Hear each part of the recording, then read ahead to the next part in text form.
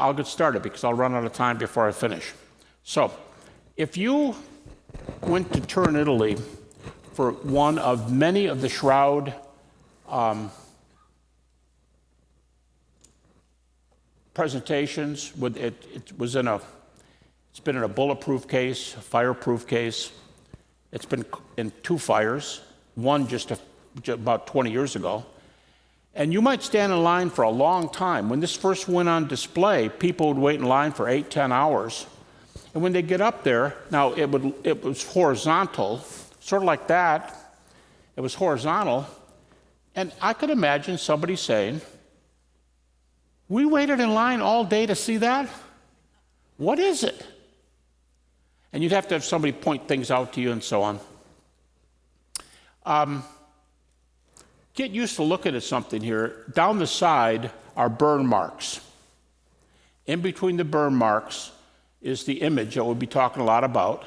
And around the burn marks are, you see those little triangular, there's patches put on there by nuns in the Middle Ages who tried to do similarly related pieces of linen to patch the holes from the fire. And the fire burnt it the first time, hundreds of years ago. The fire burnt it in sort of a paper doll kind of fashion. So, you know, when you fold your paper doll, if you put a hole over on this side, it's got a hole on the other side, and they're corresponding. That's how the burns are all the way through it. So you have to kind of gear your eyes to look away from the burns. So you wait in line for 8 hours. You're not going to just stand there and say, "Great," and walk on. You're going to take a bunch of pictures, even if you can't see anything, right? This is what happens. It was first noticed in 1898 when an Italian photographer tried this. But you take images of the shroud, that's what you saw right there, and here's what your camera said it saw. Naked eye, what the camera's seen. And this is a crucifixion victim, appears to be. There's over 300 whipping wounds on the body. Now you say, well, nobody could stand 300 lashes. But what you do is, I've got some photos later of a Roman flagrum, and it looks like this one had groups of 3s. So you'd say he might have been hit 100 times, 300 divided by 3. But there's marks, you'll be able to see close-ups. There's marks over basically every inch of his body except his face, his forearms, and his feet. Everything else has been beaten.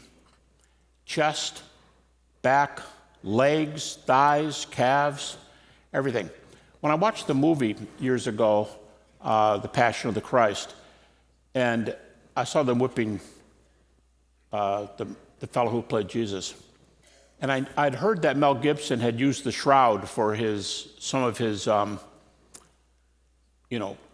punishment for what was given to the figure of Jesus there. And because I knew the shroud image, I thought, they've got him bent over this place and his wrists are tied, but he's going to have to flip over because they're going to have to get his chest and stomach. And sure enough, he was writhing in pain and he flipped over and they started whipping his chest and his stomach. So he is beaten on the chest and the stomach and all over the place.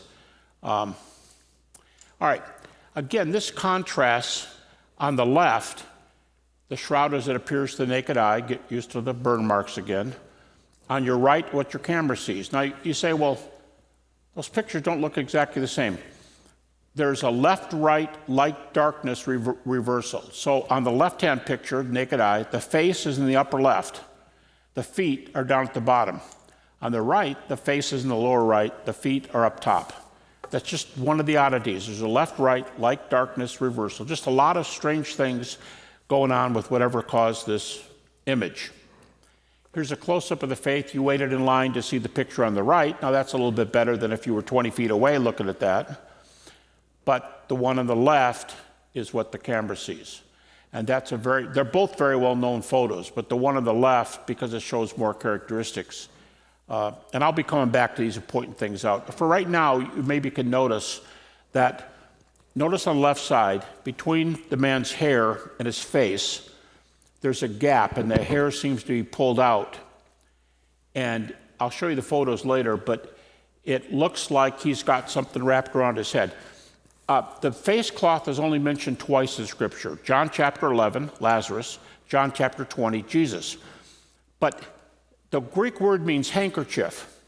So a lot of people think that when he's laid on the stone, they simply put the cloth over his face. But in both places, John 11, John 20, it says the face cloth was rolled up. And one says tied around the head, one says tied around the face. Now I think, this will date me, but I think of the old Popeye cartoons, the old Three Stooges deals, where when someone had a toothache, they would put a cloth around and tie the thing up on top. That is apparently what this is. Actually, a critical New Testament scholar, that guy was so critical, he was called a God is dead theologian of the 60s. He wrote 2 pro-shroud articles, and he made a big point of this rolled up around the head. Something is pulling the beard back. You'll be able to see that photo later. Pulls the beard back, looks like it separates the hair from the face.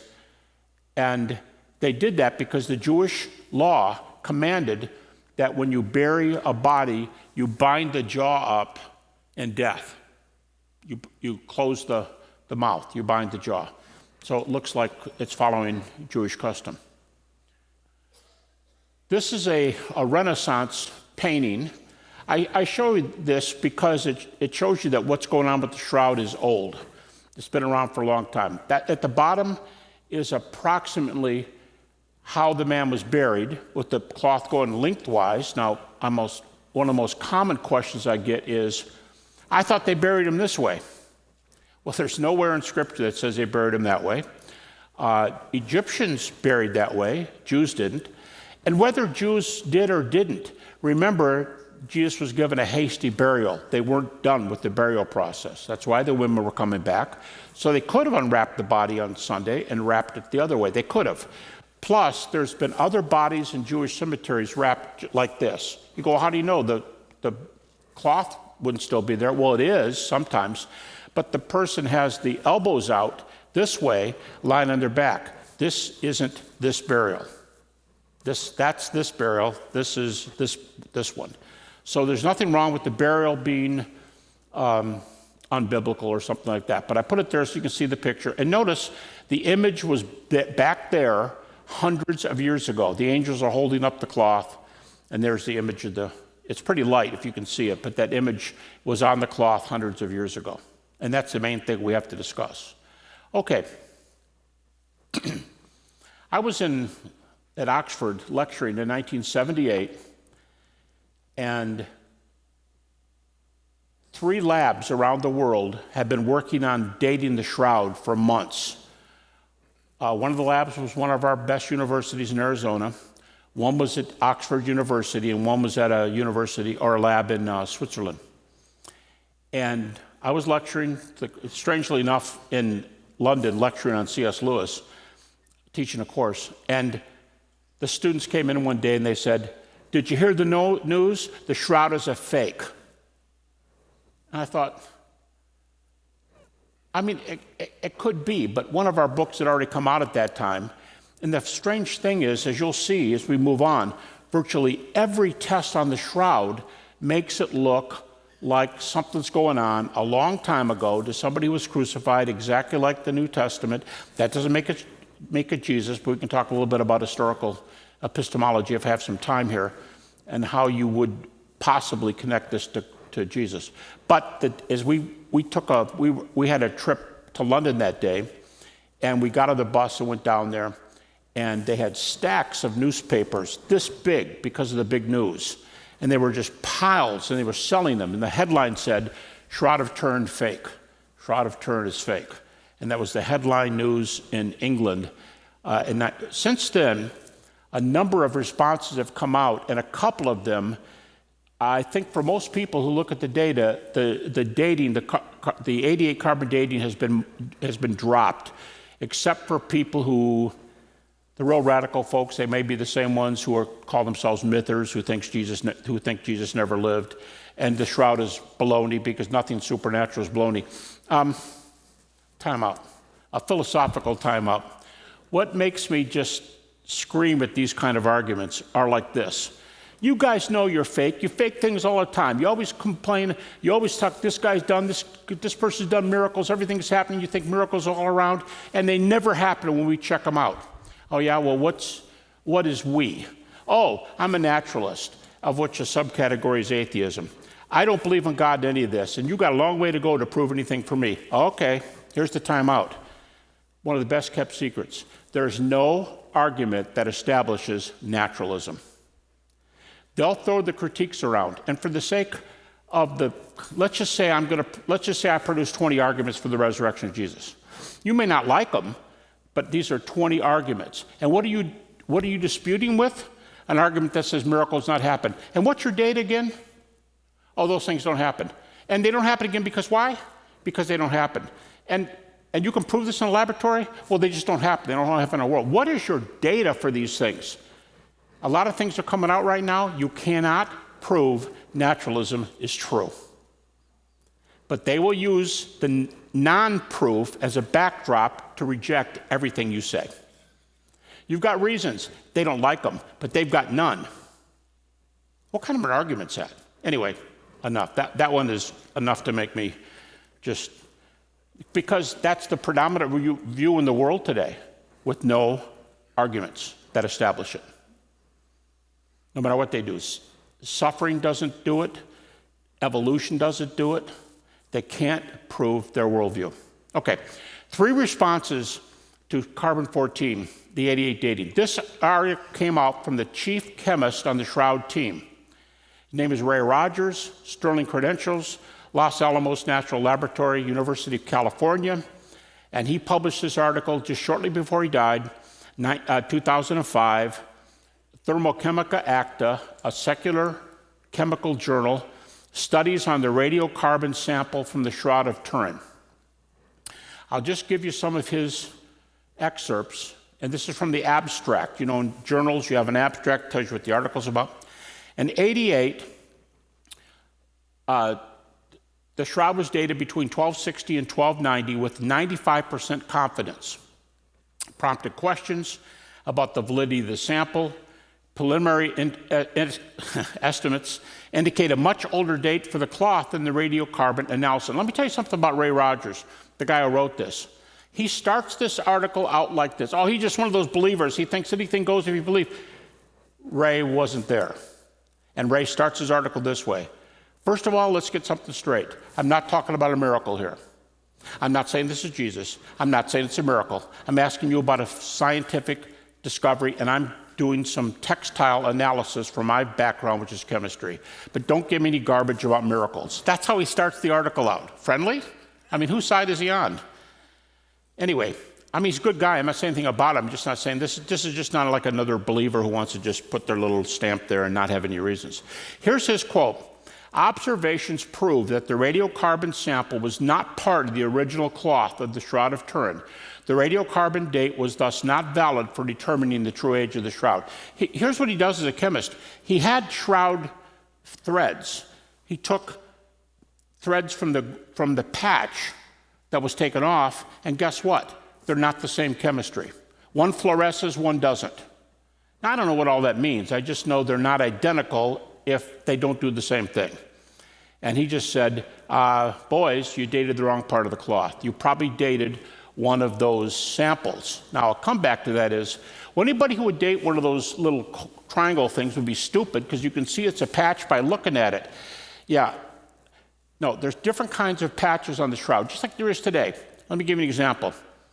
You get home from church and your son says, the boys just called me to play baseball. I'm going to go down to the field and hit the ball around. And dad says, or mom says, change your pants before you go down to play. Sure, mom. Didn't change his pants. Slides into second base, rip. Let's just say the rip is small. Mom's got 2 choices. Do one of those iron-on patches, and his best pants are now his play pants, right? Or she tries to match the thread and do what's called an invisible weave. There's invisible weaves all over the shroud. So no, they probably wouldn't have been silly enough to date the patch, but there are other materials all over the shroud as the nuns tried to cover things up and tried to put the so-called invisible thread on the cloth. So this is a major comeback. You guys dated something that, according to chemical analysis, you dated a part of the cloth that is not part of the cloth. I mean, it's just simple. And like Ray Rogers says, I'm not telling you what my opinion is. I'm telling you what the science says. Chemistry says you got it wrong. That's it. Under the microscope, you got it wrong. Second argument. This just came out very recent. We had the speaker at Liberty University recently, Tristan Casabianca. He put a team together with 2 PhDs, if I remember his group, 2 PhDs in statistics, a textile expert, and he's a professor in France. And they put a Freedom of Information Act in that took years to be answered in the international courts. And they said, we want this dating material, we want the material to see what you did on this test and what happened. They didn't get it for years. They finally got it, and here's what they found. The dates on the shroud were on the samples, which, as Ray says, is not part of the cloth. But the dates were all over the place, down through the centuries apart. And so what did you all do? You ready? We averaged the dates. And the statistician said, that's the silliest thing you can do. Why don't you have a degree in statistics? You would know what you're doing is just dumb. You don't average dates. That doesn't tell you that the date's somewhere in the middle of all the other dates. So here's where we are now. We don't know what date the shroud is. Now, I know some material has just come out from a pretty popular British non-religious publication that there's a new dating technique found. It gets it pretty close to the 1st century, doesn't give you an exact date, but it's plus or minus, X, depending on which test. A lot of tests have been run. One was within 500 years of the cloth. One was 100 years of the cloth. But we don't really know how old the cloth is, but it's not an average of all those dates. So this was published. And you know what's pretty cool about this argument? That journal, the Oxford Journal Archaeometry, I believe I heard, now I could be wrong on this, but I think I heard that the guy who's the editor of that journal was involved in the 88 carbon-14, and he thought this was a worthwhile article to publish in rebuttal. So the dates have to be redone somehow, and that's a big problem with politics and everything else. But what's wrong is the carbon-14 date. Here's a third argument. This is going to take a while to develop. I think this is maybe the most persuasive argument against the shroud that you see being medieval. On the right is a medieval painting, and a lot of medieval paintings look like, when you see it, you go, oh, that's Jesus. It's just a recognizable face image on a lot of art. Notice a couple things about the face on the right. Notice that as the person's looking straight on, notice the hair goes down both sides of the face. Now, you're going to be able to see this more clearly, but on one side it's in the back, and the other side it's out in the front. The beard looks like a little pointed beard, a cleft beard that you sometimes see on goatees or beards, but that's not really what it is. Notice it's off center. If you draw a line down the part in the hair, all the way down to the middle of the chin, the opening in the beard is about here. It's moved over a little bit. Something's going on there, and you'll be able to see real clearly what it is. Why do they paint Jesus the line across his forehead? Why do they paint Jesus with a triangle between his eyes? You're going to see this very prominently. Why a triangle between the eyes? Why a long, abnormally slender-looking nose? Why, this one probably is my favorite, why the 2 lines, I hope you can see it, why the 2 lines under the throat? Here's the beard ends. And there's a line here, and there's a line further down. Why? Let me give you a hint. Those are wrinkles. Look on the left side. Those are wrinkles. Look all the way at the bottom of the left-hand photo. Those are wrinkles in the original cloth. Now, if you believe this is Jesus, and you're painting Jesus, and there's a line down here, in fact, there's 2, if you see it, you put him in. It's authentic. It's Jesus. I'm not going to be the one to take the lines out. 2 lines. Why is the beard separated? Look at the beard on the left. It's separated the same way. Why does the nose look so long and cylindrical? There's a blood stain at the base of the nose that makes the nose look longer. Why is there a triangle between the eyes? Ben, I hope you folks can see the details, but if you look on the left side, there is a triangle between the eyes. Why in the 10th century are you painting Jesus with these marks? You know why? Well, at least we know that the shroud is pre-10th century. Because how do you answer the double beard on the wrong, a little bit off, 2 lines on the throat, the long nose, the hair on the same line, this line across the forehead and the triangle between the eyes? This is just too much. In some of the pictures that they paint, Jesus is beaten up.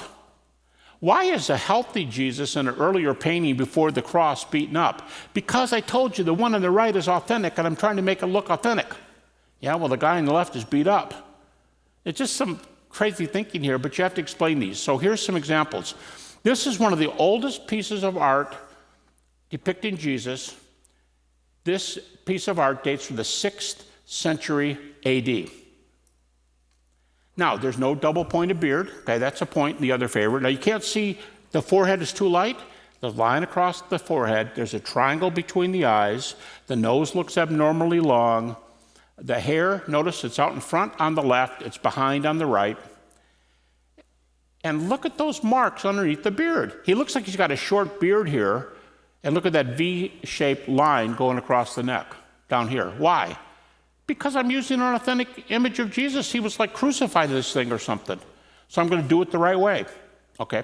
This is 6th century AD. How can you get a date of 1288 AD when you got an image of something that looks like the exact same thing?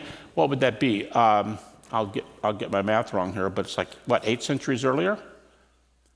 What were they looking at 8 centuries earlier? Now, it's not 1st century, but it's not 1288 either. These are some of my favorite photos. In the 7th century AD, Rome printed little tiny gold coins. They would look like a dime, maybe smaller than a dime. Now, remember, the Roman Empire was declared a Christian nation by Constantine in the 4th century.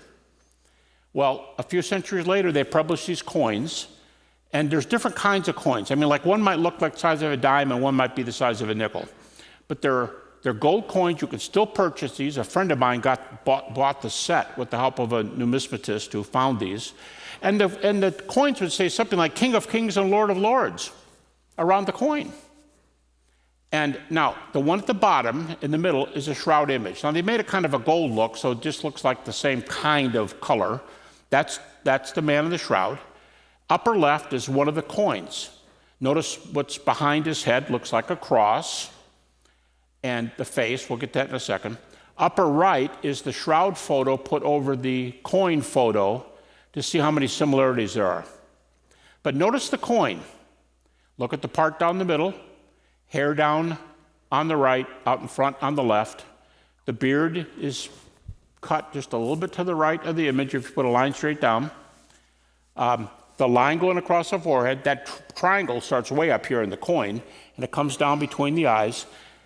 And look in the upper left, look at the 2 lines under the beard. Why do you put those 2 lines under Jesus' face, believing this to be Jesus? Why do you put those lines there? Because I have the original. I was copying off the original. I want it to be authentic. I don't know what the lines are, but they're there, so I put them there. People didn't wear, that was not the trend for beards in those days. It's the long kind. And as we'll see in a couple more, the man in the shroud has the long kind. And you'll also be able to see the effect of the tie back too. All right, so if these images are pre-1288 by a long shot, going all the way back to the 6th century, if the coins are the end of the 7th century, the coins are about 1690 to about 1710. I'm sorry, 690 to 710 in the Roman Empire. These coins are out there, you can see them. They obviously have in mind some object that was around at that time, proving the carbon-14 to be incorrect. And so the 3 arguments. You use the wrong cloth, you don't average dates, and thirdly, what do you do with all the stuff that's around way before the time you say the shroud should be dated. All right, here's the right eye of the man in the shroud, a photograph. I'll just tell you, there's dispute about this among the scientists who did investigation. But this is a lepton. Remember Pontius Pilate and so on? All right, on the right side is, can you see, folks see this where you're sitting? It looks like one of those psychological tests where you're going to look at this and say, I don't know, I see a tree out in the field with someone's fishing and you got a trout. It's like, okay, good job. But look in the upper left-hand corner, the letters U-C-A-I. And what looks like a staff in the middle that may or may not be a staff, but those letters are what's interesting. They now have, you can see other little writings around there, they now have about 3 more letters. What you're looking at is a lepton of Pontius Pilate, minted between 29 and 32 AD. On the name of the coin, it says Tiberius Caesar, who died about well, depending on when you date Jesus' death. He would have died about 4 to 7 years after Jesus died, Tiberius Caesar. Guess what, critics say? Can't be correct. They spelled Tiberius Caesar's name wrong. Well, as one guy said, like Jews care if they spell the Roman emperor's name wrong, you know? But here's the real comeback. I saw a numismatic article years ago in a numismatic publication, secular, and it said, a half dozen leptons have now been discovered with the same misspelling of Tiberius Caesar's name. I mean, you don't make these things up. At least you can put it out there as data. It doesn't prove it's Jesus, doesn't prove it's his resurrection, but you have to mix all these things into the pot. This is when the 1978 investigation started. This is in Turin, Italy. That's John Jackson sitting on the stool. For a long time, John and Eric Jumper, you'll see them together in a moment, they were probably the best known shroud researchers. John is a PhD in theoretical physics, Colorado State University. Before that, the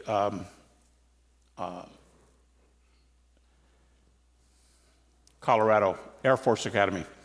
And they're sitting around here, men and women, because they're going to have the shroud for days, and they're going to take thousands of photos. So you're just going to see some of these. I'm going to go through them real fast. That's John in the middle of the picture with the stripes on the shirt. That's Eric Jumper. You can see his name. If you get close enough here, it says Jumper on his name tag. That's Vernon Brewer over in the... Vernon Brewer. Wrong guy. Vernon Brewer's in charge of World Help, a great Christian organization for helping people in times like the ones we've been having. This is Vern Miller, a Mormon, which tells you there's a typical cross-section of Americans. He taught at the Brooks Institute of Photography in California. And here's what they're doing. They're taking the backing off the shroud. For the first time, they want to ask this question. We know the blood goes all the way through the cloth. That's what blood does. But is the image on the back of the cloth? Answer, no. And they're taking pictures of this. Okay, what kind of an image is not going to go through the cloth? Stay tuned. Okay, this is Sam Pellicore from the Jet Propulsion Lab in California. Sam looks like a hippie with long hair and a beard there. Look, do you enjoy his Flower Power shirt? I used to have a few of those myself. They're really cool. But he's a scientist, and he's doing electron microscope work on the face. How do you know? When you get used to looking at it, he's looking at the face, but look down to the left. See the hands crossed in front? You can tell where on the shroud he's looking and doing his microscopic work. By the way, an agnostic. Typical American cross-section of scientists. This is sticky tape samples that Kodak made for the team. They're lifting material off the shroud. They found a lot. I wish I could just sit here and talk about it. Just a couple of these. This looks like infrared or something, but it's actually ultraviolet. Photographs, the shroud is all strapped up on the table. You saw it earlier, the table behind John Jackson. That was made specifically for these photos. Still taking data on the shroud. This all happened in 1978. Now, the next 2 photos are not normal colorations of the shroud. These are image enhancement photos so that everything the same density as blood shows up red. Whoever this person is, he's been beaten up very seriously. By the way, look at the the wrinkle right below the beard. There's blood in the wrinkle. So that's an authentic, cloth on, off. And you're starting to see what I mean here by the beard being longer. Here's another one. Everything the same density as blood, like look at the side wound there underneath the patch. Shows up red. Notice the wound in the left wrist with the blood flowing up the wrist. We don't see the wound in the right wrist, but it's flowing up the wrist there, so presumably there's a hole in both wrists. There are many of these photos. These are called photomicrographs. To a lot of people, they're very valuable. This is a close-up of a blood stain. Now, when I first started doing this, I started saying, if this is authentic, you could be looking at the blood stain of Jesus. And then I saw a look on the people's faces when I was speaking. I thought, I'm not going to say that anymore. Because the looks on the faces, I'm not here to create any kind of a, wow, this must be it. That must really be his blood. We can be sure this is Jesus. No, it's not that tight. The argument's not that tight, but it could be the real thing. This could be Jesus' blood. And in the middle of the light thread, right in the middle of the picture, it's a silvery kind of thing, and there's a couple of silvery threads if you're right on top of it. Those are image threads. The red is the blood. The blood goes through, the image is not. If you take a fibril, and let's say the fibril is made up, the thread is made up of 200 fibrils. The image is on the top fibril only. We know nothing in science that says you could put something on like a cloth and it's not two fibrils underneath, and it doesn't go on the back. Whatever it was, it has the characteristics of a scorch on the tip of on the surface of the cloth. This is 3D. Until just recently, I would have said that this was the number one thing that's difficult to explain on the shroud. These are 3D faces. Oh, this is a good photo. See the beard? See the wrinkle underneath the beard? And see the beard goes all the way down below that? That's how you know this man had a long beard. It's in the 3D image. And then you see the second wrinkle underneath that, two wrinkles. You can see little button-like, which may be those coins over the eyes. They're kind of, if that's a view you take, like I said, there's a difference on the coins. I don't know why this green photo turned sideways. This is a very popular photo. You see it around a lot of places, but it's another 3D photo. We don't have 3D photos today. You can hear people say that, but here's why 3D is important. If the man is lying on his back like this, and he's flat, the cloth would hit the high points, the forehead, the chin, the chest, the arms crossed, but not the stomach, not the rib cage. How about when you go down? The left knee has been pulled up in a state of rigor mortis, so the left knee is like this. Well, of course the cloth is going to be over the knee, but what about the right knee? How come you can see the right knee? How come you can see areas in the shroud that don't touch the cloth? A real enigma. Whatever caused the image had to jump across space of a few centimeters to put the image on the cloth, and the image is only in the top fibril. People can say they can explain it. Christians can say. I think both sides are lacking a little bit here, but there's no miracles in the world. We don't have any things like this. They need to at least keep studying here, look at some things. But now this is a cardboard readout of the VPA image analyzer. This is the data from the 3D image. There's a model of the flagrum, a drawing of the flagrum. There's a close-up of the back wound. But I'll tell you what took over for 3D, what is now probably the toughest thing to explain on the shroud. Here's some back wounds. Look on the left side. That's the blood that flowed down from the chest, comes down. Now it's going across the waist. Look up the close-up on the right. This person has been made to either carry a heavy object and or rub on a heavy object after the whipping, because the blood from the whipping is smeared. Look at the bottom right-hand picture. The feet, the calves, the thighs and the calves. Forensic scholars, you know what they can tell? There were at least two men doing the whipping. One was significantly taller and one was left-handed. You know, you see these cop movies on television? That's how they do this stuff. Here's drawings on the nails. They think the the foot was put over the right because the foot is frozen in rigor mortis and the left foot is like this, toward the right. Here's a close-up of the wound. Drawing of where the heart wound goes in between the 5th and 6th rib. There's the wound. It's just about 2 inches across at the side of the wound itself. This now is, for some people, the most difficult thing to explain on the cloth. Critics looked at this years ago, a couple decades, and they said, this thing is stupid. Look how long his fingers are. His fingers, they look like they're, what's the guy, 7 feet tall? I mean, he's got, well, one medical doctor from Duke Medical School took a photograph of the human hand, put it next to it. Guess why the fingers look so long? Because you're looking at the bone structure all the way up the hand, because this is like an X-ray. This is how X-rays look. That's why the fingers look really long. All right, now the one that really kills me, look at the 2 pictures once again. We're way too far away, but on the left-hand side, you can see it on the right-hand side, but on the left-hand side, underneath the lip, you see a bunch of little tiny points going across the lip. Those are believed to be teeth. They're not teeth because somebody ripped the skin.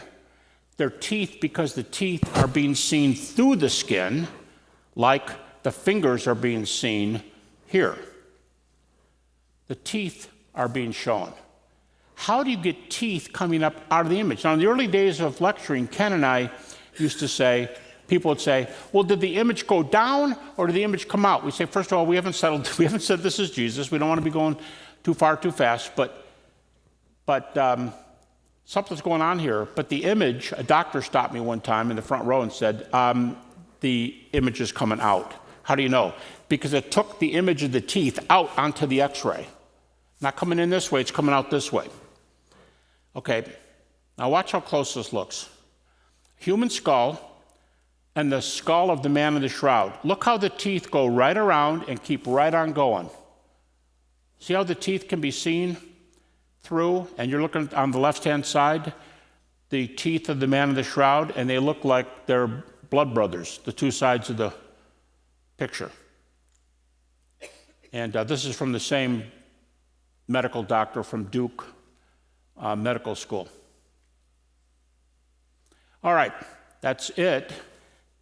And I'm right on time, not bad. This is the end of it.